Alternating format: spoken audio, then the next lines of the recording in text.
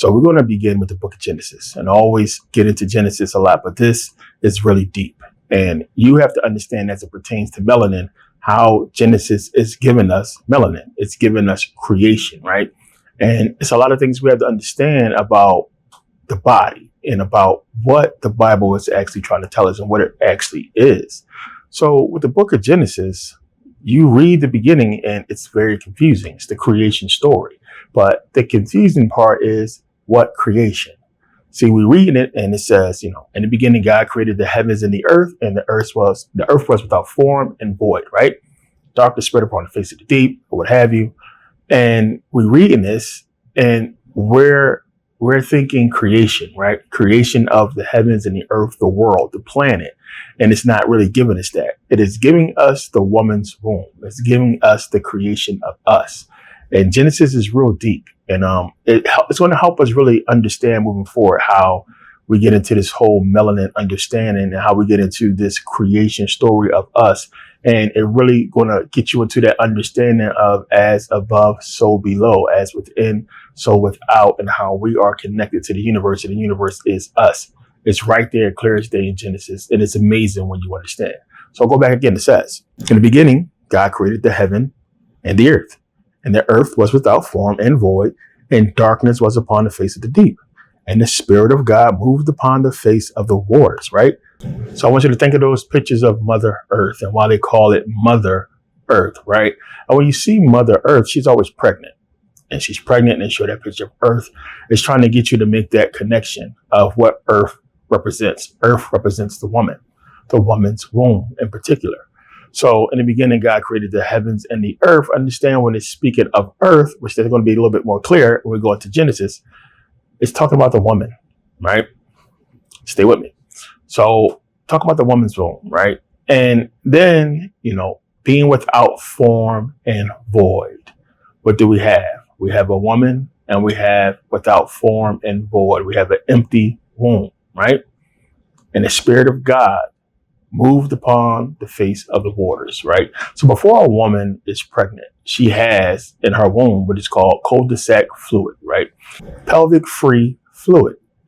And what is moving upon the face of the waters when you think in terms of pregnancy, right? So the Spirit of God moved upon the face of the waters. And that's another thing. You're thinking about the Spirit of God, and everybody's getting holy and not really being clear on what's being said. So we're talking about sperm. So look at it in that context. Sperm moving upon the face of the waters, right? So you see those depictions of sperm moving. So we have this formless void womb, nothing in there. And the Spirit of God, which would be this sperm moving upon the face of the waters. And we have this definition, this understanding that something is happening here that is going to be creation. And for us, going up to church and going to school or what have you, everything we know about Genesis in the beginning is the creation story, but we believe it's the creation of the earth. So when you understand sperm carries that divine spark, carries zinc. Sperm contains melanin, right? So it's talking about the Spirit of God. You're talking about melanin. You're talking about zinc. You're talking about energy moving upon the face of the waters, right? And zinc is very important in energy production. Zinc is important for the production of growth hormone, and it enhances cellular energy production, right? So zinc, and we have melanin contained within this sperm. And this sperm is moving towards the egg. And it's one of the things we get caught up in when we're talking about conception or what have you. Everybody is so fascinated with the sperm trying to penetrate the egg and travel into the egg. And nobody really pays attention to the egg. And we know the egg is the most powerful thing there. The egg contains melanin as well. It also contains a large amount of mitochondria, which we know is the powerhouse of the cell. So the egg itself is very powerful, very important, right? The egg also contains ATP, which is adenosine triphosphate, which is one of the main sources of energy that cells use, right? So we're going to have this major impact that's going to happen.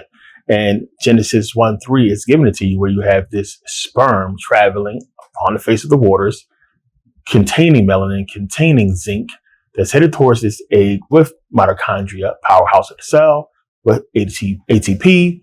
And Genesis 1:3 says, boom. And God said, let there be light. And there was light. And you see in the video, the melanin explosion, they call it, or the zinc explosion, they call it, and this flash of light.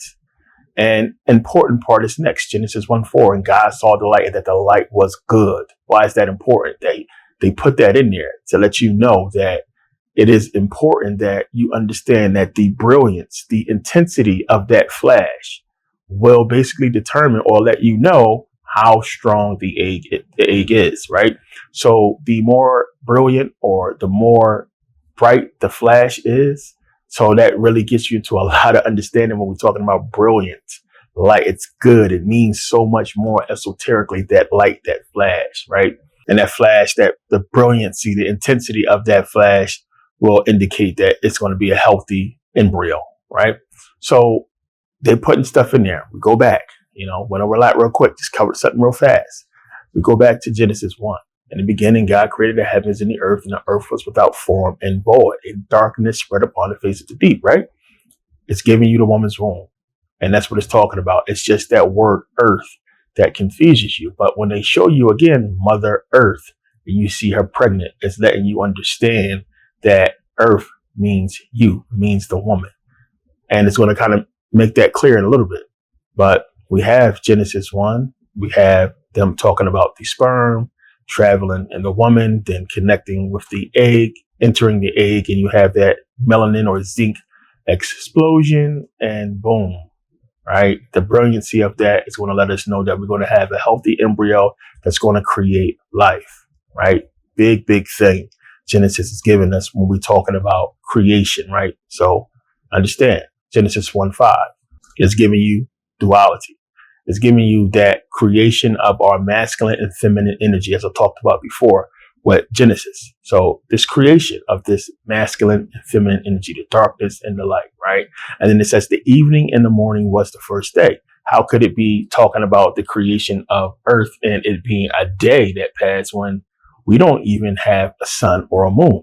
You understand? So the evening and the morning was the first day. No, it was the first day of conception, the first day of life. That is giving you that understanding, right? And it's going to be clear as we go along that that's exactly what it's talking about. So again, we have this creation that's taking place, and it's giving it to you in this esoteric way about conception and how it's happening. So Genesis 1:6-7, and God said, let there be a firmament in the midst of the waters, and let it divide the waters from the waters. And God made the firmament and divided the waters which were under the firmament from the waters which were above the firmament. So what is it talking about here? Remember that cul-de-sac fluid that I was talking about before? So now, this is before pregnancy. Now, those are the waters that are below, right? This whole cul-de-sac fluid. And then now, once the woman is pregnant, you're going to have the embryonic fluid.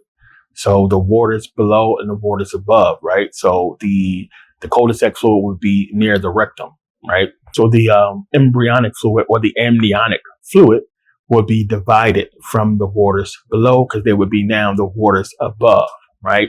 So you have this embryonic fluid that the embryo is going to be in, divided from the waters below, right? So you have waters above, waters below. It's talking about the woman's womb. Now, that doesn't necessarily mean it's not water in space, right? As below, as above, so below could be, right? So think about that as well. It's in context. But this is what it's talking about in the book of Genesis when it's giving us this whole understanding of these waters above and waters below. So now the rest of Genesis is confusing you and to get you into this understanding that what was just created was this planet, was this earth that we're walking around on. And one of the things that give it away is when you read Genesis 1:10, it said, and God called the dry land earth. But in the beginning, God created the heavens and the earth. So you told us earth was created already. Now you're saying this dry land is called earth. What is earth exactly, right? So it's giving you esoterically the understanding when it's talking about earth, what is exactly talking about. So earth being the woman's womb or what have you. And then it's giving you now this physical creation of earth, and it's trying to mix it in, and it's confusing you into thinking that this whole creation story that we just went through is giving us this understanding of this creation of the planet, right? And it really mixes it in well to get you outside of that understanding, right? So as you go on with Genesis and you begin to understand, when you read more, it's a lot still giving you the understanding of what it's talking about as far as this creation of us. So now with Genesis 1:20-24 is giving you these animals. Don't think of it as the creation of these animals. Just think of it as it just referencing animals, and animals already actually existing already. So it's giving you this creation of animals. And it's again going with the whole narrative that you're believing the earth is being created, and we created the waters, we created the animals, and so on and so forth. But it's giving you this understanding of creation. So we have Genesis 20-24, 1:20-24, the animals being created or what have you. And it's getting you to understand that there's this process in our development where we go through our animalistic stage because we share a bunch of DNA and genes with animals. And this is what it's trying to convey to you, right? So it's the gene called the hoax gene. And during the development stage of the embryo, you go through this hoax gene process, right? And this is where the whole animal genes is basically going to determine the development of the embryo and how that embryo is going to develop. So the hoax gene is going to be about the structure of the body. It's going to be how the body is going to come into its form, right?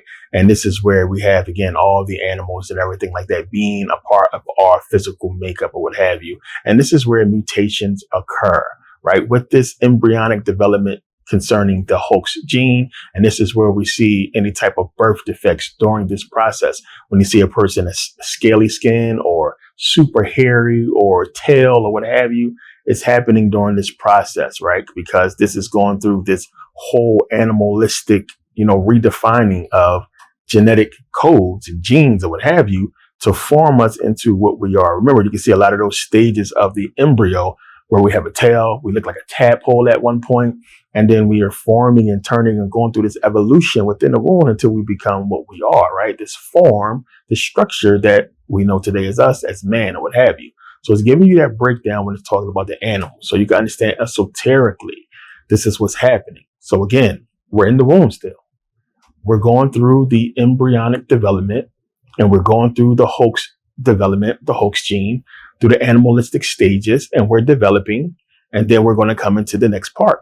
With the Genesis 2, it's giving you the herbs, talking about amino acids and everything like that. This is what it's giving us as far as what's sustaining the body within the womb when it's talking about the field and the grass and all this nature stuff coming together or what have you. And then we have next with Genesis 2:7, boom, right? So think of it as before Genesis 2:7, we're in the womb. And we're going through this whole embryonic stage of development and creation, right? Coming and developing into what we will be. And then right smack dab, boom, Genesis 2:7, it's saying, so God created man in his image. In the image of God created he him, male and female created he them. And it's giving you this understanding that it's done. Creation has happened, right?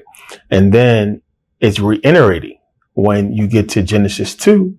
And what does it says on Genesis 2:7? And the Lord God formed man from the dust of the ground, right? And breathed into his nostrils the breath of life. And man became a living soul, right? So what happens? What did we just go through? We just went through conception, right? Development, and then now birth. It is not a coincidence that when man is basically created, it's Genesis 2:7, right? 2 and 7 is what? 9. It's not a coincidence that it's 9 because 9 months it's supposed to take for us to be conceived. So we have Genesis 2:7 and we have 9 months. It's giving you the 9. And then what that represents is birth. Breathe into his nostrils the breath of life. Because when you come out your mother's womb, you're going to take that first breath of air. Boom. And you're going to breathe into your nostrils the breath of life. And you're going to be a living soul on earth. Should I just take a bow right now? Like, come on.